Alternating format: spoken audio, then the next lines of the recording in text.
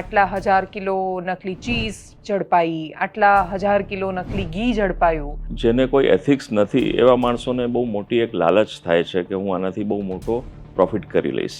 જેટલું આપણે ત્યાં દૂધનું ઉત્પાદન છે એની સામે ખપત બહુ જ વધારે છે. એટલે આપણે જેટલી મીઠાઈઓ ખાઈ રહ્યા છીએ, આપણે જેટલી ચીઝ ખાઈ રહ્યા છીએ, જે હદે ખાઈ રહ્યા છીએ, જેટલું પનીર ખાઈ રહ્યા છીએ, એટલું તો કદાચ ઓલ ઓવર આખા દેશમાં દૂધનું ઉત્પાદન છે જ નહીં. તમે રસગુલ્લા જુઓ તો તમે અતિશય સફેદ રસગુલ્લા તમે જ્યારે જુઓ તો એવી પૂરેપૂરી શક્યતા છે કે કેમિકલથી એ રસગુલ્લા સફેદ થયા હોય.